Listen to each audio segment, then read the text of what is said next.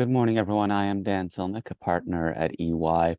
Thank you for having me here today to talk about plastic circularity.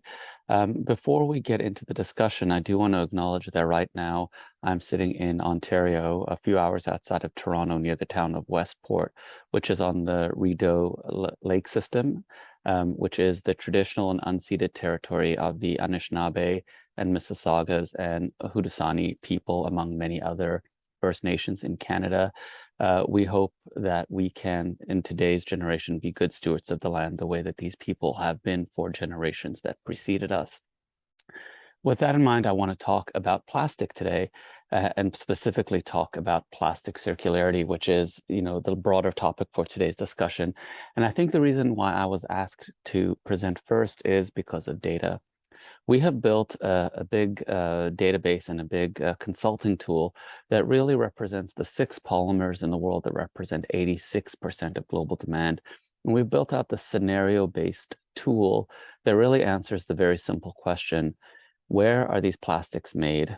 How are they consumed? And where do they end up? And what do the economics of that look like? And the reason we built this tool is that we were working with our clients around the world to ask and answer the question: how do we create irreversible momentum for plastic circularity? So that's what we're going to talk about today at some length.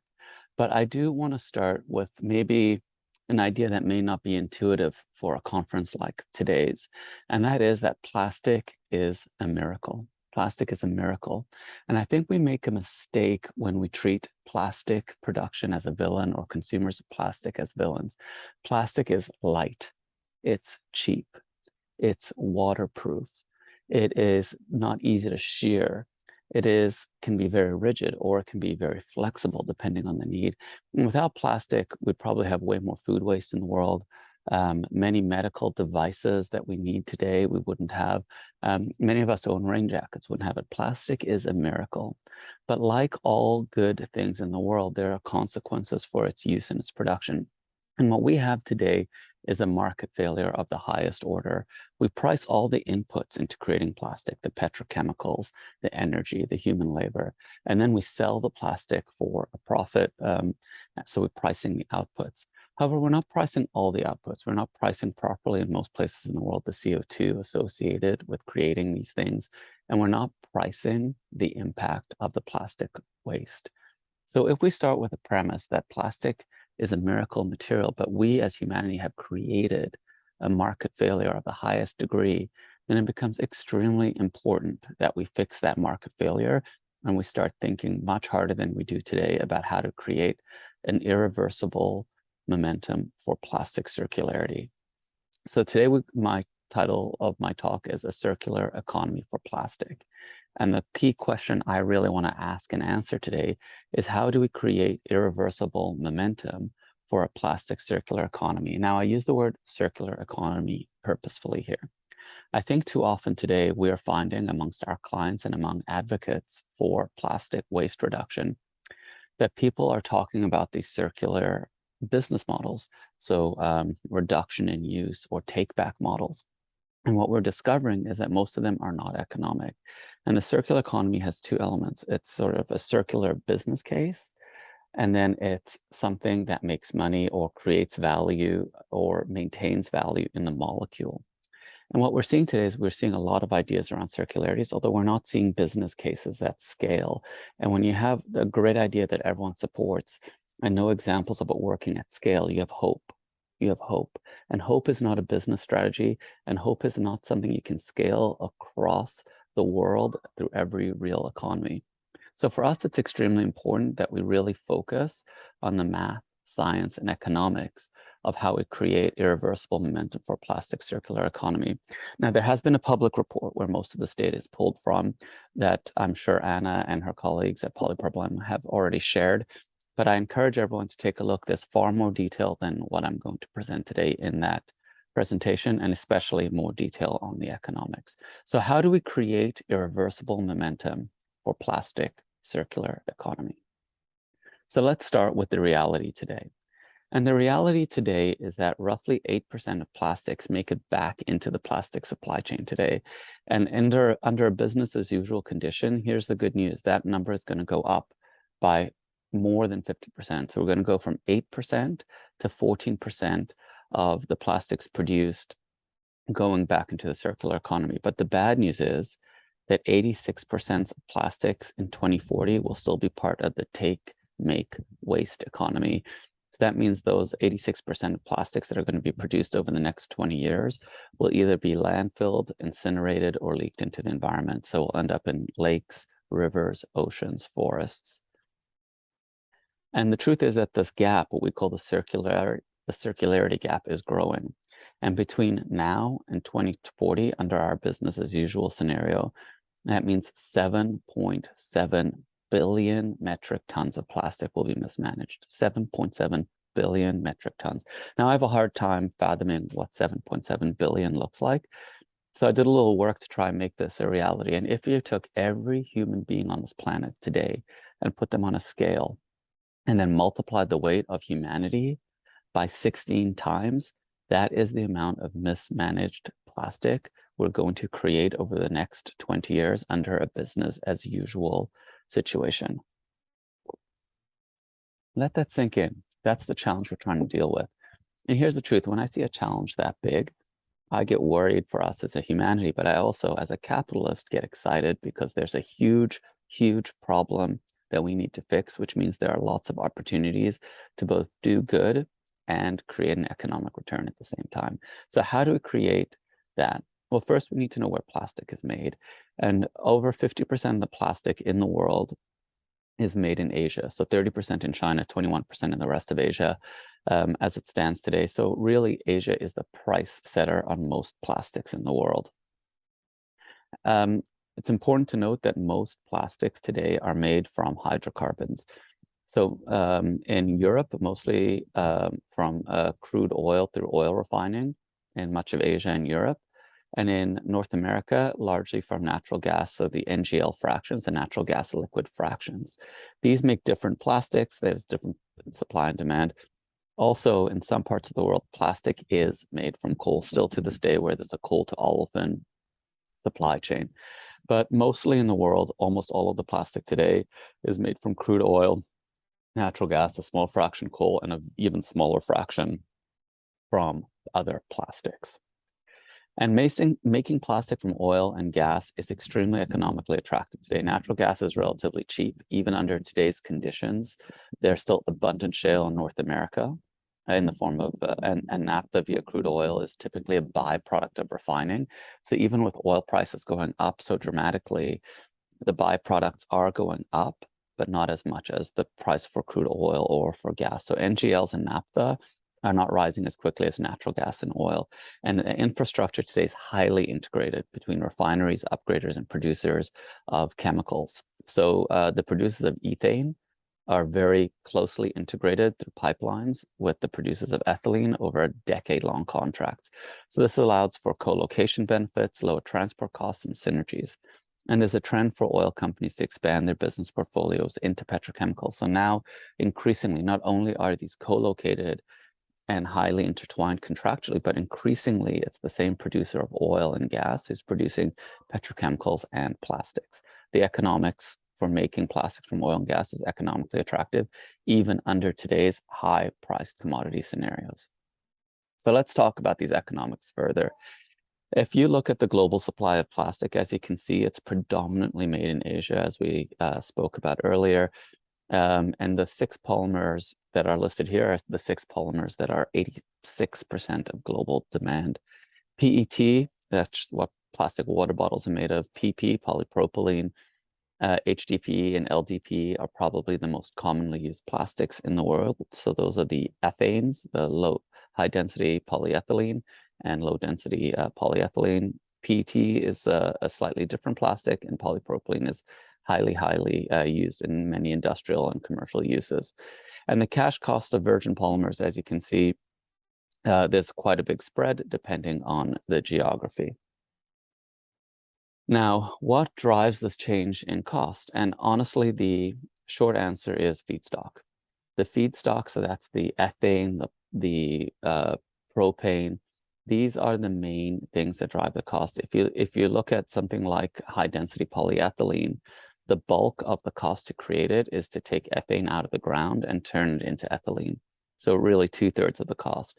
This is just one example for an integrated facility that would make ethylene, which would make ethane into ethylene into high density polyethylene. But this is pretty much true for every plastic. About 2/3 of the cost of the material acquisition and making the feedstock. However, virgin plastics, like we just showed, which are sort of profitable through a linear supply chain, have very different economics to circular economics. Now, the most commonly recycled plastic in the world is PET. So this is a great example. This is a facility that would create, gather PET from municipal sources and turn it into rPET to make new water bottles and new packaging. And as you can see here, everyone makes money along the value chain. There's someone who does collecting, processing and sorting, baling, processing and operating and recycling at the end of the day, except for the collector's margin. So what does it mean? So it means today, recycled materials are made at a very reasonable rate, often very comparable to the circular economy, but they're made at a loss. So you and me and anyone who pays recycling fees into the municipal infrastructure is paying that 175 that is a loss on the margin.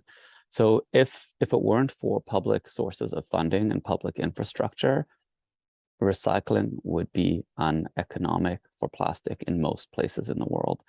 So yes, it's you and I, the taxpayer, the ratepayer, who make recycling economic. However, the linear economy to make plastics from virgin sources is economic on its own. And as you can see, the economics are totally different here. The feedstock acquisition is not the main driver of cost. It's actually processing and operations that drive the bulk of the cost when you're making a recycled plastic. Look, there's many different ways to turn to make interventions to make the circular economy real, and they really can be thrown into three large categories. We need plastic and packaging production to change. We need the purchase, use, and material management of plastic to change, and we need the business of recycling to be reformed for us to be able to create far more circular plastics. There are 14 interventions that we modeled in these three buckets as part of our big model. I won't go through each one by one, but they all need to work in concert for us to maximize the circularity of plastic. Now, here's the good news. There's a huge market opportunity here. So I want to spend some time on the slide because I think this really matters. Today, we produce just shy of 300 million tons per year of plastic. And if you level out the cost of all these different plastics across the board, you'll get about $1,200 per ton of plastic. Again, some are much higher in cost, some are much lower in cost. But under all three scenarios where we modeled into the future in 2040, one thing is clear: plastic becomes more expensive to produce around the world. Not all of them equally, but on average, all of them. So under a greener future scenario, plastics go up to about $1,500 per ton to produce. Under our other scenarios, they go between $2,000 and $2,300. So significantly more to produce the cost for plastic. However, and this is kind of the slightly more concerning story, is that we will use and consume more plastic around the world under all three scenarios, unless we take some serious interventions. So under our BAU scenario, under our disconnected societies where economies disaggregate, and even under a greener future, we use more plastic. I think it's worth remembering in the developed world, like in Germany or in Canada, where I am right now, we use about 50 kilograms of plastic a year per person. In countries that are in lower levels of development, particularly India and China, we see that they probably consume about between 5 and 7 kilograms of plastic per year. So as development goes up around the world and populations grow, under all models, the consumption of plastic grows. We need to do something here. Now, I said there's good news in the story as well. And the good news is when something is growing in demand and growing in price, there are huge market opportunities for disruption. So plastic circularity, we will be able to use the tools of capitalism, not just the tools of regulating or incentivizing, but the tools of capitalism to reduce plastic waste and increase plastic circularity. There's a huge market opportunity here. So let's talk about changing the system. What does it actually take? And what we can tell you right now is we can close the plastic circularity gap by just shy of 60% if we make the right investments at the right time. Now, I'm going to make 2 points before I get into what each intervention is. And the first point is that why can't we close the plastic circularity gap by 100%?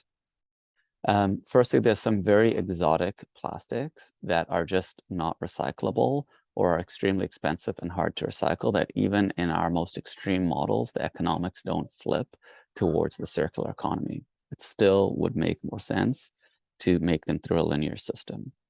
And then secondarily, and this is worth noting, not all plastics are single-use disposable materials. In fact, depending on whose studies you believe, anywhere between 1/3 and 2/3 of plastic produced are still in the real economy right now, not as a waste. They're endurable products like your laptop, like your car, which most cars today in North America have just as much plastic in them as they do metal. So there are many durable applications for plastic where these materials would stay in the real economy for a long time. But the point is way more than 50%, close to 60% of it under our BAU scenario can re-enter the economy should we choose to make the right investments. Now, what are those investments? They are investments in infrastructure largely, so we'll get into that towards the end of the discussion. But these interventions have been a bit criticized for saying, well, we're trying to create plastic circularity by recycling, and we can't recycle our way into circularity.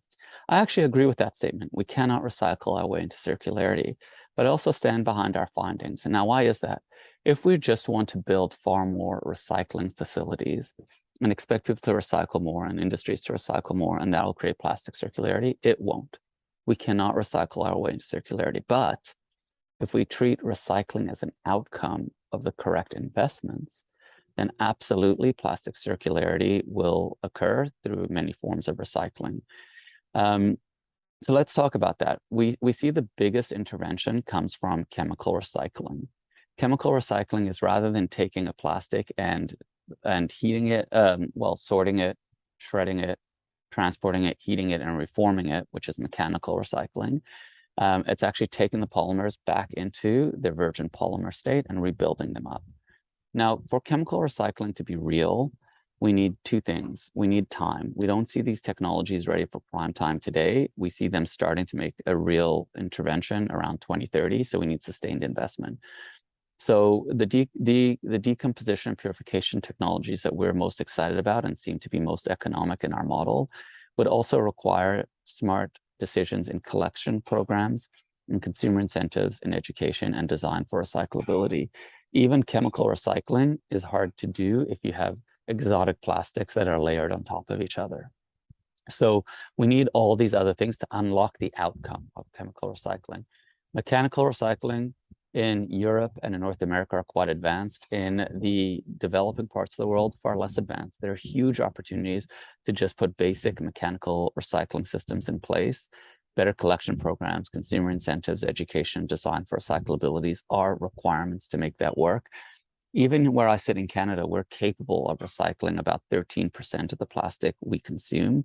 However, we recycle close to 9%. So we also need to use that infrastructure better. We have huge gaps in capacity today. However, we do see the need for the consumer to change their habits.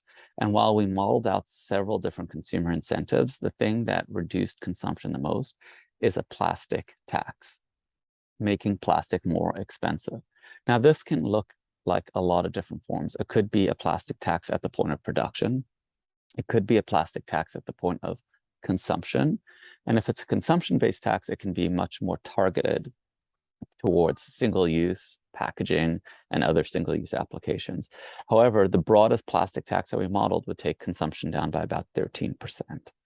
Again, there's a series of other consumer incentives, but surprising to us, our model showed that consumer incentives really do not move the needle significantly, even if you do extensive education. And then lastly, and this was a bigger impact than I would have expected, is inventory management. We're seeing the beginnings of this with advanced AI used for inventory management, so that large consumer packaged goods, companies are not sending products to stores and then sending them back 6 months later to be destroyed because they were never consumed or purchased. Inventory management through advanced AI, we model out and see that it can go up to 5% of total plastic use. So we can close these gaps dramatically for the 6 polymers that we are assessing. However, we don't have under any 3 of our plastic futures the ability to close it 100%. So I want to dive into 3 key findings a bit more deeply. And the first one is infrastructure. Infrastructure is key. It'll either unlock tremendous circularity or it'll be a showstopper and put the brakes on our ability to manage plastic waste and create a circular economy for plastic. So when we talk about this, we need to grow the infrastructure for recycling significantly. And as I said before, there are certain things that need to happen in parallel to allow this infrastructure to be its best. And frankly, the global mechanical recycling infrastructure between now and 2040 needs to grow by 6 times, 600%. And the chemical recycling infrastructure has to grow by 135%. The capacity requirements need to grow. So it's a lot of infrastructure needs to be put in place, including recycling facilities, including transportation infrastructure, and including a lot of design for recyclability, consumer incentives, education. All of these needs to happen in parallel to allow us to get the maximum impact towards a circular economy. So we also modeled as a point for sensitivity. What if we invested in less of the infrastructure? So if we invested in half the infrastructure required, that ability for us to close the circularity gap to 59% goes down to 45%. So pretty significant. Infrastructure unlocks circularity.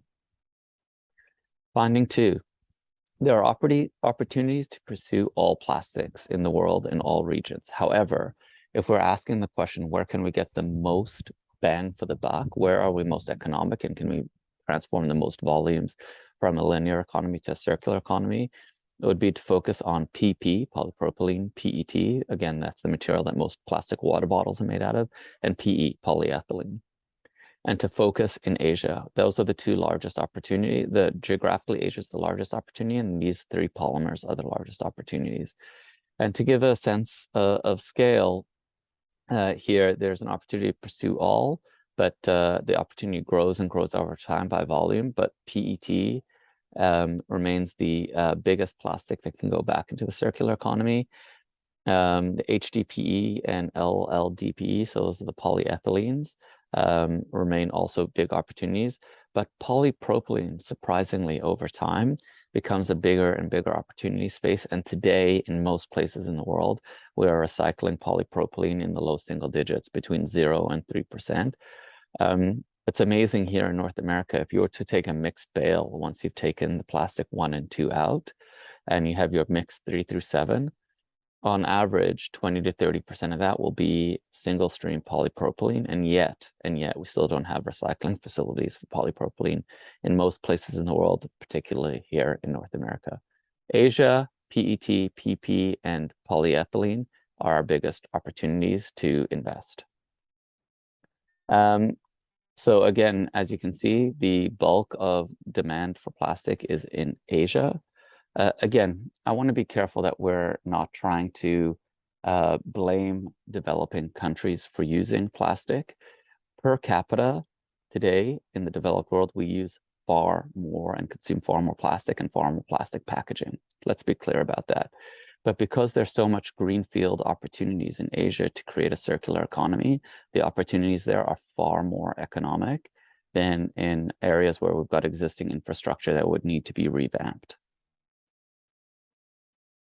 The third finding is that the solutions that close the plastic circularity gap in 2025 are not the same ones that close the gap in 2040. And I alluded to this earlier when I mentioned the fact that we actually see chemical recycling becoming a huge impact, but we're seeing that it's still at sort of the lab scale in some cases, or in a pilot scale or early commercial scale. And we think there's another decade of sustained investment required to see that solution come to prime time. So today, mechanical recycling improvement, consumer incentives, collection programs, and education will move the needle the most. However, in 2040, as we make more investments, designing for recyclability, chemical recycling, consumer tax on plastic, and plastic substitutes will have the biggest impact. So we need to recognize that this is about sustained investment. And this is a very subtle but important point.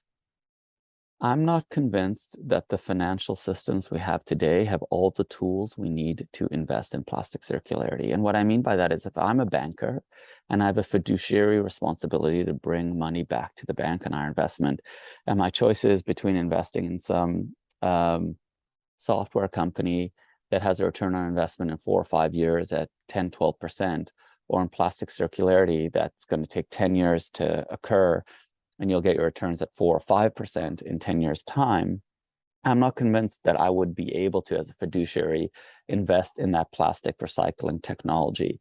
So we need also some innovation in our financing systems in order to achieve plastic circularity along with the other things. Yeah, let's leave it at that. We can talk about these technologies in great detail in the Q&A session that's going to come up later today. So sustained investment matters. Short-term versus long-term will look different. So we need to sustain our investments, and we need to recognize that some things just take time. You know, there's a joke in consulting that you can't make a baby faster by having 2 people pregnant for 4.5 months. Some of these things just take the time they take. It just takes 9 months to make a baby, and there's no way to speed it up. So some things are not at the point of technology maturity that we need them at to have a huge impact. We need to continue investing and sustained investing. Infrastructure takes time to build, and policy, as we all know, takes time. So we need sustained and constant focus and investment here on technology, on infrastructure, and on policy. These things take time. Now, here is the good news. Although they take time, they are also, and take investment, they're economic. Ultimately, they are economic. And what I wanted to share with you is that when we modeled this out, what we discovered is that there is a GDP uptick to doing these in your countries, all countries in the world, and also that there is a market opportunity in that you will receive a market return. However, what we're seeing, if we do this right under a BAU scenario, make all the right investments at the right time, we're seeing a global NPV creation of between 544 and 426 billion US dollars. So there is a return, even if at a discount rate of 6% over 40 years. But as any economist will tell you, NPV is good, but it requires investment, right? You need to invest in order to return that net present value. And we see that over the next 20 years, we need to make investments of between 634 and 995 billion dollars. So while we'll see billions of dollars of return, we need to make these huge investments. And I sometimes struggle to put these numbers into context. So let me give you some examples. If we need to invest between 634 and 995 billion dollars to see these returns, how much money is that? Well, that is about 1.5 to 2.5 times a single year's infrastructure investment spent in the United States. So if you talk about water, roads, etc. So over 20 years, we make that investment, receive a return globally. That's similar to the GDP of the Netherlands. The Netherlands has a GDP a little over 900 billion, or equivalent to between 3 and 4.5% the GDP of the United States in 2020. So yeah, these are huge numbers, but they do take a return. They do create a return. And if I can leave you with any one thought, it's that we have a huge market opportunity for plastic circularity. However, that opportunity needs to be acted on today because many of these technologies and policies will take time, and they create a return if we invest in time. So there's a big opportunity here, and they'll look different in different parts of the world. So with that, I'll say again, thank you for having me, and I really look forward to being live in front of you later on today for a robust Q&A. Thanks again. Bye.